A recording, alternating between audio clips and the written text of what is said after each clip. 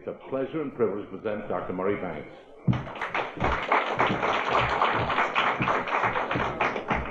Thank you. I wonder if I might begin by reading you a little poem here. Very charming little poem. It's called The Blinking Flapper. Now, in the 20s, you know what a flapper was, what we call today a glamour girl or an oomph girl. In the 1920s and 30s was spoken of as a flapper. This is a little poem about a flapper who lived here on Riverside Drive overlooking the Hudson. Here's the poem. It was midnight on the Hudson. The whole of the fleet was there. And high in a drive apartment, a flapper was in despair. She couldn't go out. Her mother had locked her there in her room. And so she stared at the ships below her with eyes that were full of gloom. The flash of a blinker signal from battleships dark and grim brought thoughts of a sailor's sweetheart. She'd learned the Morse code from him. She picked up her father's flashlight and sent out an SOS, and a lonely gob on a signal bridge blinked back, "Are you in distress?" "I'm a poor little locked-in flapper," the girl with the flashlight winked. "Me too," said the lonely sailor as he blinkety-blink-blink-blinked. "In every port you've a sweetheart," said the flapper who now got flip. "And you girls," flashed the gob back quickly, "have sweethearts on every ship." They spoke like this for an hour, of hurricanes, love, and gin, of seasickness, fudge, spumoni, and automobiles of tin. "May I come around and see you? Tomorrow's my day on shore." "I live on the drive," she answered, 984.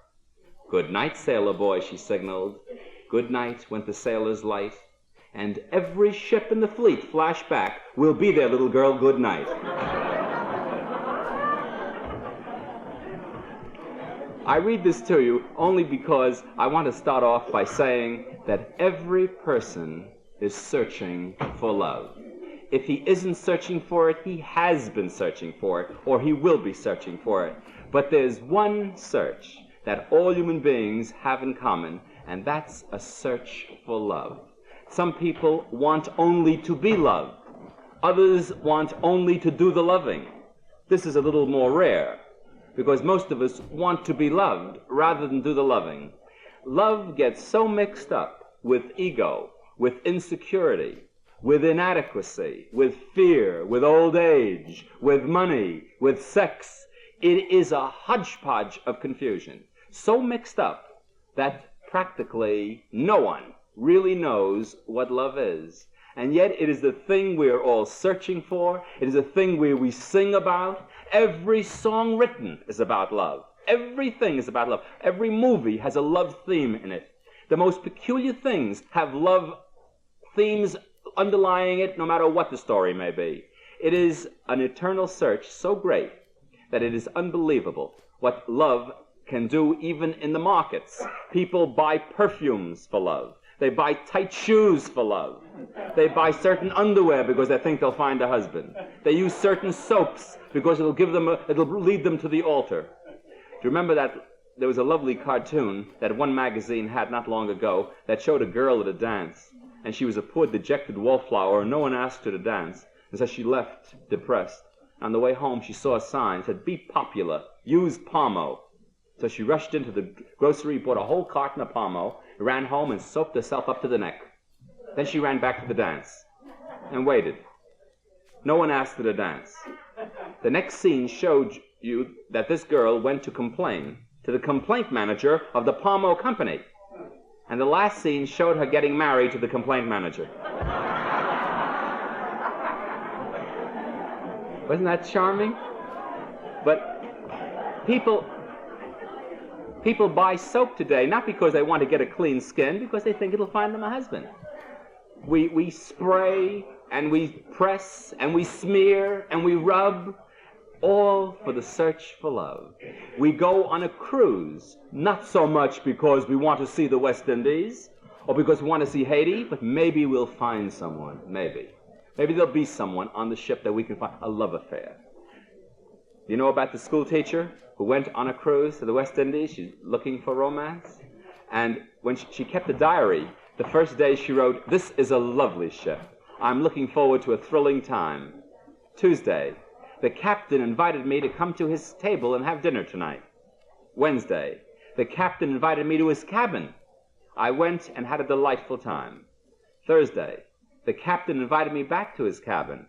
He made advances. I left at once. Saturday, the captain threatens to sink the ship with all lives aboard unless I give in. Sunday, I just saved 700 lives.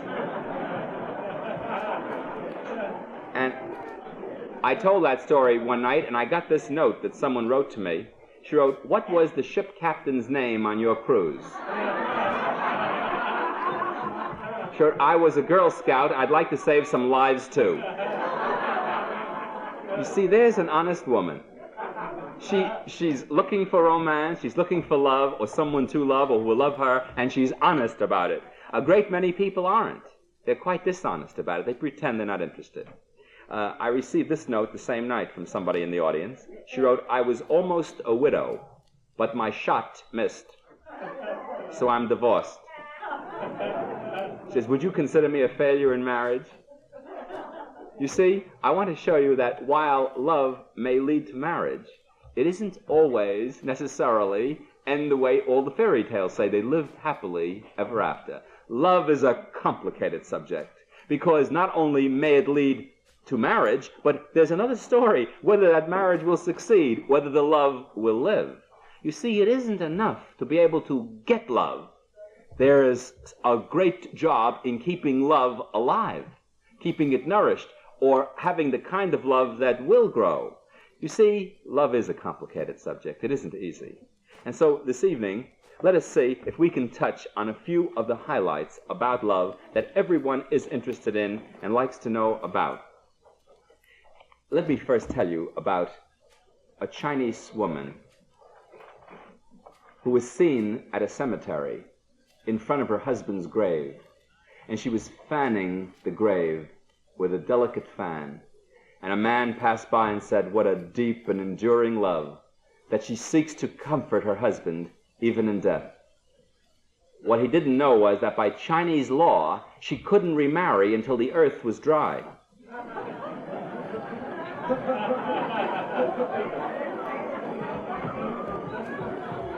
So this may be a very good time to start out by telling you there's no one person in the world for anyone. Please, make up your mind to that. Love may be yours anywhere, anywhere. And the person that you happen to be in love with is a pure accident. If you come from New York, you'll probably love a New Yorker. From California, a Californian. From Michigan, a Michiganer. It's only a question of geography, isn't it? As to where you happen to live and whom you happen to meet or love. Now, the world, as I said, turns on love. A king may give up his throne for love. And when the king did give up his throne for love, that was the biggest story of the year.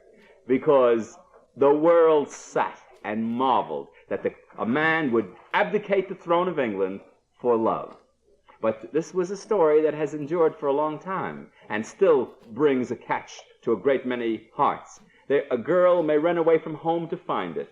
The movies, the poems, the songs, the stories, and yet, as I said, very few of us know what love is. We confuse it, for example, with money, with the way a person looks, with vanity. Jealousy, for example, is supposed to be a sign of love, and of course it isn't. Jealousy is never a sign of love at all. It's only a sign of personal insecurity, because a true love is never jealous. A true love is so secure and so sound, it doesn't have to be jealous. The people who feel jealousy don't feel jealousy because they're in love. They may not even be in love at all. They feel jealousy because their ego is threatened. Their security is threatened. They're afraid someone's going to steal something from them. And they feel so inferior, so inadequate, that the jealousy follows. So again, another confusion. We also confuse love with self-love, what I like to call orange squeezer kind of love. You know what orange squeezing kind of love is? A man says, for example, "I love oranges." But if the orange could talk back, it wouldn't agree with him, because it sees itself squeezed out of all its juice, thrown in the garbage can. Does the man love oranges? What he means is, I love what oranges do for me. They're not oranges. So when a man says, "I love you," does he love you or what you do for him? It's like one gold digger who jilted her boyfriend, he said, "I thought you said there was something about me you loved." She said, "There was, but you spent it all." Now, what is it that she loved? It is strange, isn't it, that so important a subject is so little understood by everyday people.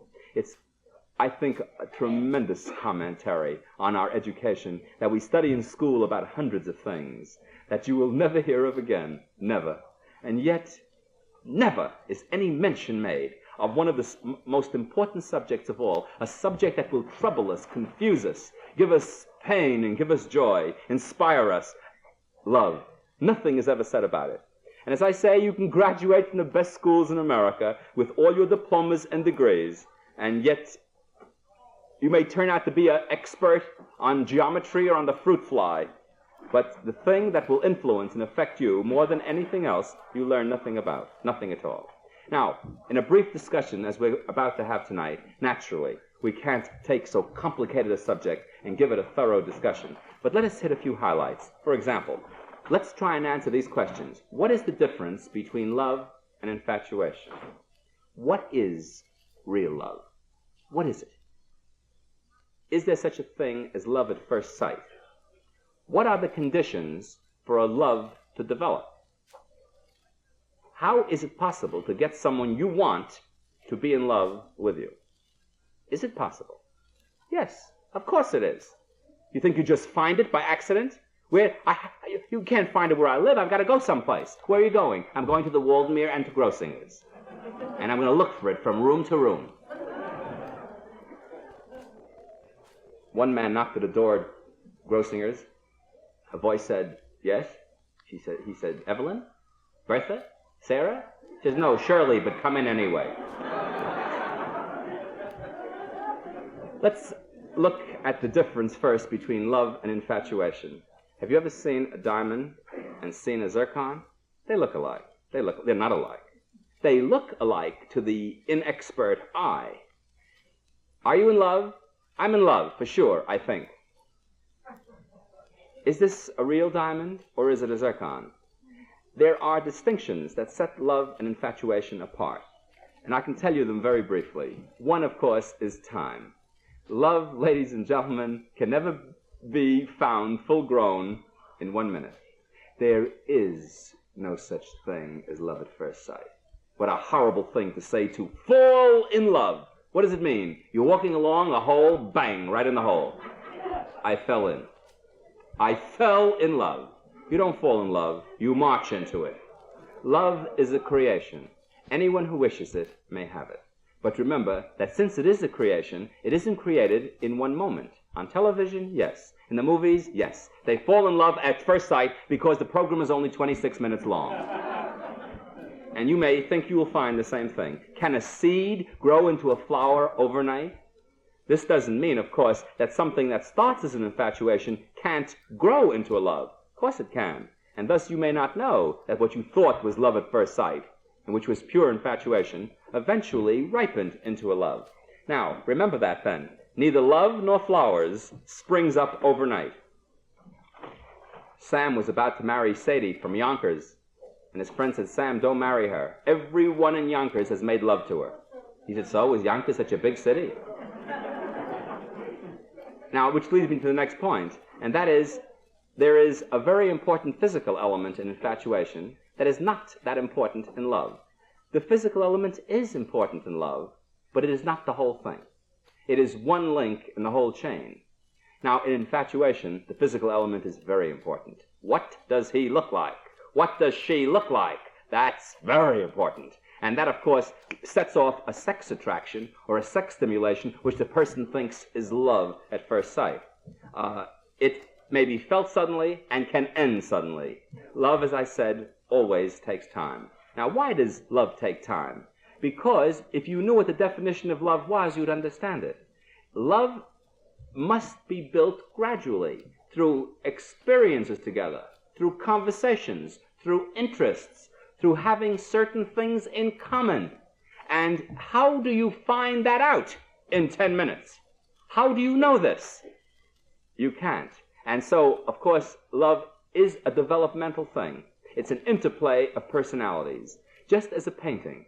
is a creation. So is love a creation. You may have all the paints, but you can't just throw them on the canvas and lean back and say, look at that gorgeous painting. It doesn't work that way. In love, then, as I said, there's a time element that's important. Infatuation is impatient. It can't wait. It wants what it wants when it wants it. Love is more patient. It knows it has many years in front of it. So forget this term, fall in love. It is a snare and a delusion. Of course, you will hear people pretend love by the different lines they give. Now, you know what the lines are. You can classify them. By the way, ladies, don't get upset when you hear lines. Why must every fellow give me a line? When they first meet you, it is sexual. It is just infatuation. You can't expect love the first time. Now, by the way, before real love develops, you must go through certain phases. One phase is friendship. Unless there is that, the love can't come. It has to follow friendship. But when you first meet someone, as you do at a dance, for example, can you have a friendship? Can you have a love? Absolutely not. All you can have is a feeling about the possibility. Is this person possibly a candidate? That's why men come to dances and they stand there and look all the candidates over carefully. And once they see that one over there, that's for me. You see a friend? That's for you. But you'll hear the different lines. I'm sure you've all heard these lines, haven't you? Now, so get the lines down and it won't bother you. What are the different lines? There are only 4 lines that a woman will hear, and I'm sure most of you have heard it. When a fellow meets you, for example, especially if you go to the country or to a resort for 2 weeks, and you stay with one fellow for 2 weeks, which you should never do. Never. This is a good waste of time, because there's a difference between the country and the city. You don't look the same to him in the city. So you may go for 2 weeks with someone in the country, and after you get interested, what is he likely to say? Baby, I'm no good for you. Now, this is psychologically a good line, because if you should ever marry him, and it turns out that way, he says, I told you so. Then, of course, there's the second line, when he goes with you, and he says, won't you come with me to my apartment? Don't worry. I won't harm a hair on your head. He doesn't say what he'll do with the rest of the body, but not a hair on the head. One woman told me that a man she met here invited her to go to his apartment. He said he wanted to show me an old chest. It was his. Does he promise to treat me the way he treats his mother? If that's the way he treats his mother, someone should tell his father. Of course, then you will hear a very amusing approach that a man will give you. He may dance with you for a while and then press you close and say, you know, it's fate that we met. Let's live for tonight. She says, I'll hate myself in the morning. He says, sleep late. Now, please don't think that just men have lines. Girls have lines too. I went out with a girl once. She kept saying to me all night, you know, you're different. You're different. I found out why. I was the only one who ever took her out.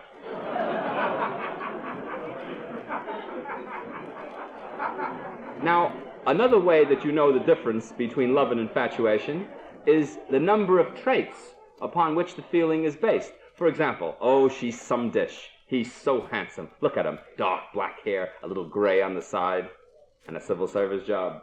Now, see, good looks are enough to stimulate an infatuation. It is not enough to keep a love alive. That's why men may go out with certain women and marry an entirely different kind of girl. What may please you for one night may not last you for a lifetime if it is just based on physical traits alone. Now, remember, too, that there is more than just pure sex appeal in love. Although it has that, it is not that alone. Real love, in order to exist, needs roots, strong roots. And those roots must come from many mutual interests. You cannot, if you are a brilliant person, go around with someone stupid and expect to get an effective love affair out of it. Impossible. Sexual, yes. Love, no. It can't grow. It can't. There's nothing there for it to take root. There is no common ground of interest. There's nothing you can share together. There has to be a complementation of personalities. Now, they say opposites attract. Now, get that straight, what's meant by psychologically by opposites attract.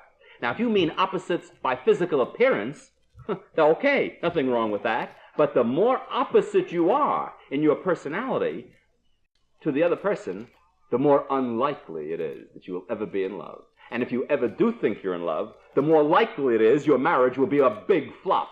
Because a good love affair and a good marriage and a good friendship depend upon as many things in common as possible. Age, education, intelligence, background, religion, all these things. Now, I'm not saying a man can't marry a girl 20 years his junior and make a successful marriage. I say that the chances are against it. The possibilities are against it. Because the more alike you are to that person, the more likely you are to find happiness and fulfillment and true love with that person. Because you're equal. You share things.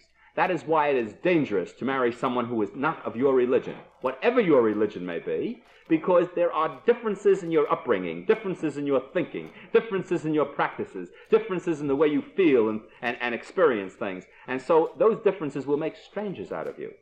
The more alike you are in intelligence and in education. You see, let us say you're a woman, for example, who loves all sorts of cultural things, good music, good plays, and you marry someone who the highest achievement of his cultural life is to watch Howdy Doody. And he loves the Lone Ranger. When are you ever going to share anything with such a person? When? What can you have in common? It is just impossible. You see, there is an illusion or a delusion if you think you are in love with such an individual who is so inferior to you. Now, it may be that you may fall in love with someone who is greatly superior to you, but it's very unlikely they'll be in love with you. Because there must be an equality. The more equal you are, the more likely you are to find a successful love. Now, I told you that infatuation is quick and fast and whoop-de-whoop. It may not outlive the day, the week, or the month. Love, because of its very nature and because of its roots and its foundation, is durable. It gains in strength with time. Infatuation loses in strength with time. That's why there are many old couples for whom the sexual urge has long since waned, but who nevertheless love each other dearly.